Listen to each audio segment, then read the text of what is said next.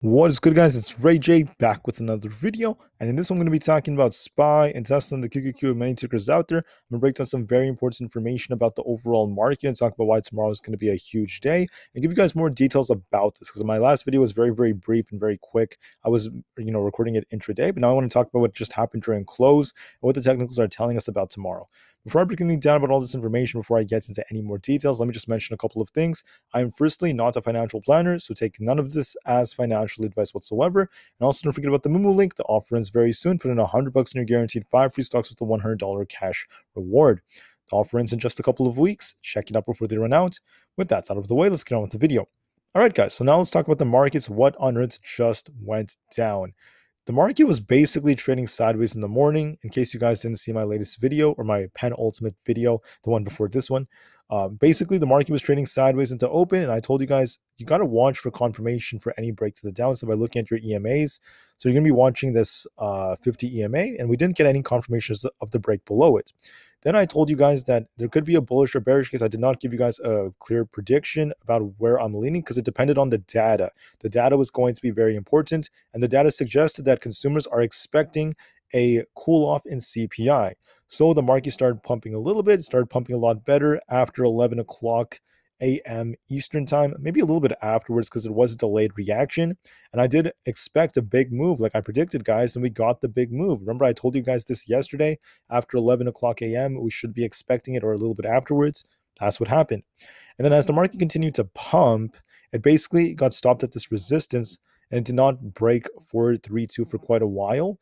And then at the very last hour, the market shot up very hard, breaking many levels of resistance because the stock market is expecting a good CPI report. The stock market believes the Fed is about to pause, and the market's getting very excited.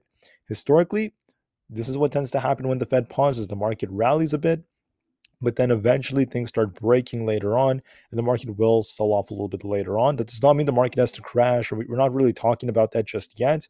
For now, just focus on the chart ahead of us and look at what the technicals are telling us. Now, even though, and let me just note something important, even though technicals look strong, technicals are not sufficient. You need confirmation for the breakout. What do I mean by that? You need the data. You need some good information. You need confirmation from the data to confirm this move. For some, I would say like it's kind of like a macro analysis that's aligning with the technicals. You need to see that confirmation. So for now, the market pumped off the consumer inflationary expectations being lower than what the forecast was. Consumers are expecting inflation to cool off just a little bit lower than what on earth the forecast was. And now CPI comes out once again 1 hour before the market opens. So at 8:30 a.m. Eastern time, CPI is coming out. We want CPI to be below or at 4.3% or even lower than the forecast. We want core to be below, I would say like around 5.3% or lower. That would be pretty good. If it's higher than the previous report or above 5.5% or more, and if CPI itself is like 4.5% or higher, that's going to be a little bit bad. It's going to lead to very mixed outcomes, and the market may get a very nuanced response. But for now, we can see that the S&P 500 has ended at an almost 14-month high, breaking the highs that we saw around 2022, or very close to 2022. We're getting very close to that. And we're getting closer to where the high was in 2022, if you think about it, right? We broke the August high. We haven't broken all-time highs, though. We haven't broken 470 on SPY, but we are getting closer, and we are on a trend to do that if we get some great news and confirmation. Earnings are coming out. We had Oracle. I think it's coming out today. Later on, we don't have too much coming out. We just have like Adobe for Thursday. So I just wanted to note that. But now let's talk about the charts. So here's what's interesting, okay? There is something you could say in favor of the bulls and the bears. Here's how it looks. Technicals look insanely bullish overall. Look at the monthly chart, okay? When we get these crossovers on the monthly, look at what happens to the market. But guys, don't forget, I'm not just a bull. I'm going to talk about the bullish and bearish cases and other important information. But for now, just look at this. When you get the bullish crosses on the PPO, look at this. The market rips to the upside. SPY ran, hundreds of dollars. Then we got this sell-off after we got a bearish cross. So these could last very temporarily, or they could happen over a long period of time. SPY also went from 222 all the way up to about over 325 after getting this bullish cross on the PPO. Came right back down quickly because of the pandemic, then came right back up. Then we got a bearish cross right here. Market sold off. Now we're very close to getting a bullish cross, which could help the market shoot up even more. Now, is it a guarantee that's going to happen? No. We need confirmation. But if you ignore, like, if we just remove the like fundamental side of it, remove the data, from a technical standpoint solely, it looks very strong. There's no sign of true weakness. The weekly looks strong. Look at this MACD. The RSI is continuing to gain strength. It's not even completely overbought right now, and we're continuing to trend upwards. The daily chart looks strong. Once again, very wide open MACD with nice histograms. We're very close to overbought territory, and that does work in the bear's favor to some degree. But you could also argue, the bears may argue something like there's a bearish divergence developing. Here's my argument about that. You could say that all you want, these bearish divergences developing. There are people on YouTube saying there's a bearish divergence, the market's going to crash. No, we don't know that yet. There's no confirmation of the market getting the rug pulled yet for this to play out. And if it keeps going, right, if the data is good, it could clearly invalidate these signals, right? Just like how we had it right here, right? We had this, you could argue that there was a bearish divergence right here. It was right here. And yet the market kept going. We didn't stop at 426 or something. We didn't stop right here. We just kept going. So that's the reason why you have to wait for confirmation. All right. So now when we look at the technicals, let me just bring these back and then look at something else. What's going to happen, all right, if we get a good CPI report? Well, obviously the market's going to pump. The market's getting ready to explode if we get it. If not, the market's going to get rug pulled. If we get a good CPI, the Fed is going to be incentivized to either pause or at least they could skip the rate hike, and then they could hint at another like rate hike in the future. But either way, it doesn't matter because we don't know what the Fed is going to do in July. We know that for June, they're either going to pause or raise the rate. If they raise the rates, the market's going to get a rug pull. Okay, and why may they raise the rate? If we get a hot CPI or hot PPI alongside it. PPI doesn't matter as much as CPI though. In the Fed's eyes, CPI is a lot more significant. Now, if they pause, even if it's a temporary pause, we won't know if it's temporary or not. Why? Because we don't know what July is going to give us. The Fed could say we're pausing for June, but we're open to more rate hikes in the future. That doesn't guarantee that they're going to raise rates again in July or August. They just don't know. They're going to react to the data.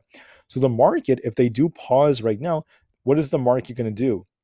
The market's going to explode. The market's going to rally. The market's going to squeeze shorts. The market's going to celebrate, okay, over the next couple of weeks, in my opinion. Because the news is going to come out, the Fed is pausing. These rate hikes have been what caused the market to drop for the most part. It's been causing the market to slow down, the economy to start breaking. And now that they're pausing, this is once again progress for the Fed to get closer to the pivot phase. The market is excited, and the market is using this as an excuse to squeeze more shorts because the put to call ratios are still high on SPY. But I don't want to talk too much about that just yet. Now let's focus on these levels. If we get a super low CPI and the Fed pauses, if both of those things happen, I'm expecting SPY to hit 440 to 442 basically. Come all the way up here over the next couple of weeks. If we get the pause and if we get a low CPI. And if it breaks 442, we're basically going to fly up to 450. There's not much major resistance there. These resistance zones are like smaller resistance. We have major resistance around 440 to also 450. For now, if we get a good CPI tomorrow, and let's just say we don't shoot all the way straight to like 440, you're going to be watching resistance at 435, 436.25, 436.64, 438, then potentially 440. We could make a big move to the upside. If it's a bad CPI, if it's too hot, we're going to get a rug pull. Watch support at 432. If that fails to hold us, we're going to come down to 430. If that fails us, 429.5 to potentially 429. And let me bring back my extended hours just to show you the next support zone. I forgot to mention the 50 EMA is now at 430, so that's very significant. So now we have strong support at 430 now. First, 430 became support. If that fails, just 429, 428.5, then 427.5, then 426. If it's a very hot CPI. So far, the data is suggesting it's going to be a decent CPI, but once again, we have to be open-minded and prepared for anything. That's why I stress the importance of getting ready, securing profits if you want. But if you want to hold and like take a risk, you could, if you want, you could risk some positions. I am actually holding some positions. I sold most and I'm not talking about shares, by the way, just like options. I secured most profits, but not all. I held just a couple because I'm willing to take the risk. Not everyone is willing to take risks like I could because we're in different positions and we're different people. But for Tesla, if we're bullish, if we get a very good CPI, it's going to fly above 250, break that. We're going to be watching 254, 255, and it potentially getting closer to the high 250s to 260 pretty fast. And with the Fed pause, Tesla can make its way all the way up to 276. And if it breaks that, maybe even 290 to 300 basically. But let's not get too ahead of ourselves. First, we have to watch it break 250. If Tesla comes down, let's just say the CPI is bad tomorrow morning. Tesla has support at 247.5, 245.95, 244.5. Remember when I called out 244.5 in the past? That is where Tesla bounced today at the low. Now, I'm not saying I predicted everything right. I did not predict this move at all. I didn't even give you guys a good prediction in one direction. I just told you to be open-minded depending on the data. And the data helped Tesla rib, so the bullish case I mentioned ended up playing out. But I also was prepared for anything nonetheless. And for this week, I'm not going to give way too many predictions. I'm just more focused on both the bull and bear cases, but we have to see the data to confirm which one is more likely. For now, it's leaning more in favor of the bulls, but we have to get the confirmation. Anyways, as for Tesla, 244.5 is going to be support. If that fails, we have this gap down here at 243.9-ish, just a little bit under 244. 242.5 is going to be support, followed by 241.92, 240, 236, and then the 235 gap fill if 241 fails us. So those are the levels to watch for on Tesla. The technicals look strong and more bullish, but we need confirmation first. If you look at NIO, I was telling you guys a few weeks ago, even like last week, that NIO has some nice looking technicals. The inverse head and shoulder formation is starting to play out. Right here, we have like this left shoulder, the head, the right shoulder. It could make its way up closer to $9 soon if we get a pump after CPI and if it continues to remain bullish. NIO cut prices, which is why it pumped. It could get closer to 8.8 to $9. If it comes down, watch 8.2, 8, then 7.85. For the triple Q, let's talk about Ford and Netflix and the triple Q. For Ford, if we're bullish, if the CPI is good, Ford is going to make its way up closer to 14. If it's bad, we're going to break to 13.64, 13.5, then lower. For Netflix, if we're bullish, watch it try to fight this 426.85 level. If it breaks that, the next level is around the 430. It could even break much higher, but for now, I honestly don't really trade Netflix too much. I'm just talking about the next level. If it comes down, you're going to be watching this big change in volume right here, this 420 support, 415, the 50 EMA, 410, 404.65, and 400. For the QQQ, if CPI is bullish, QQQ is going to see, let's see, next level I had was around 363. If it breaks this resistance around 361.37, around that zone. If it breaks that, if the 361s break, watch 363. If that breaks, 364.69, 366, followed by 368 to about 370. If we're bearish on the QQQ and CPI is bad, watch support at 360. If that fails us, 359, 357.5, 355.44, which is very close to 355.5, which is where the 50 is. 354, 350, basically all the way down to like 349. So it's going to get rug pulled if CPI is bad. HYG is a little red, so we did see some selling, some profit taking. So be careful, guys. It doesn't guarantee anything. There's this imbalance here, so it might get a nice pop up. If that happens, it still has potential. For the NASDAQ, it's still very strong. No true sign of weakness. Could be well on its way past 13,500 or potentially higher. If it's not good, if we get some bad data, NASDAQ is going to come all the way back down to where the 50 is, around the lower 13,000s, if not lower than that. SPX, like I told you guys, it's very strong. If we get a pause in the Fed pause in a low CPI, this thing is going to pump to the 4420 area. Then if that breaks, 4,500 is going to come. If just CPI alone comes down, it's good. I could see this thing getting closer to 43.60 and then even higher than that. If CPI is bad. Watch support at 43. Basically, this high right here is going to act as support. So the first level of support is right here, 4322.62. Then there's 4320. That fails us. 4300. Then 4281, which is where the 50 is, and even lower levels after that. You could also look at ES futures and other S&P 500 futures. The VIX actually came up with the market, which is kind of ironic, but it has this giant gap below, so we got to be careful. The VIX is not like doing much. It is very manipulated right now, so I'm just going to wait on that. Dollar is trading flat, not really doing anything. Coinbase came down just a little bit, down to about 50. If it's bullish and gets a bounce thanks to CPI, watch this imbalance. It could make its way up to 52.8. If it breaks that, it could go higher. If it breaks down, there's that gap all the way down to about this 45 level. It could come down there too. So we'll have to wait and see on that. For Aapl, if it pumps after CPI, it's basically going to pump to 185 plus. If not, it's going to make its way down to 182 as support, 181, excuse me, 181.22, 180, and even lower levels after that.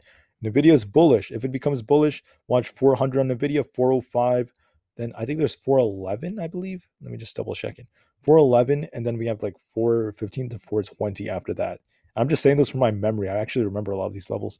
420 could come on Nvidia basically if we get a very, very bullish CPI and the market continues to rip.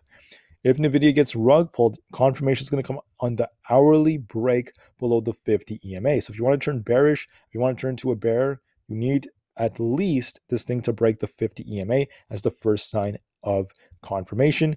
No sign of that just yet. It makes no sense to turn into a mega bear just yet unless we get the data to confirm it. All right.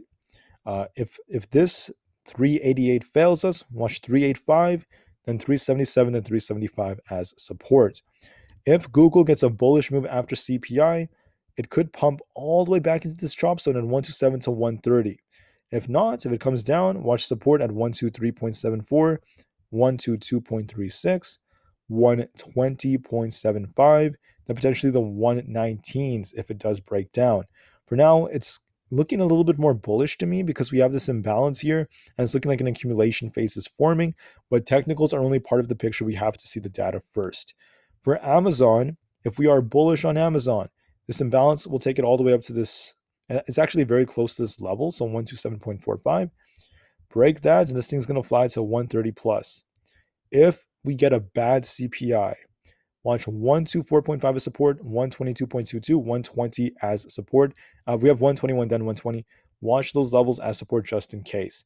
For Meta, if we are bullish after CPI, it's going to make its way up to this high. So this imbalance right over here, around 272 is where it was near. Then we have 275 to 276.5. If it breaks down, we could see 280 on Meta.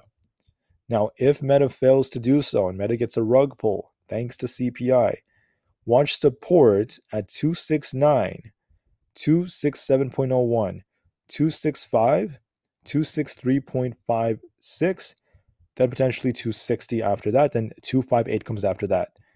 Watch those levels carefully. Make sure you're ready, guys. CPI is going to be massive. The technicals look bullish, but we need confirmation for this to play out. It's very important to manage risks. I'm not giving financial advice. I'm simply stating what is true, what is obvious, and what you should know. Yes, technicals look strong, but we need confirmation. Hopefully CPI helps the bulls.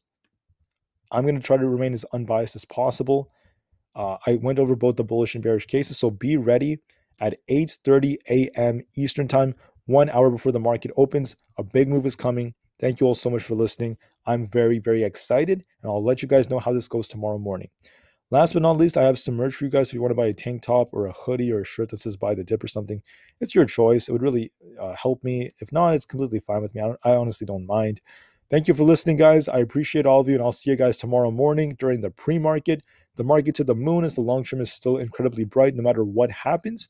And peace out.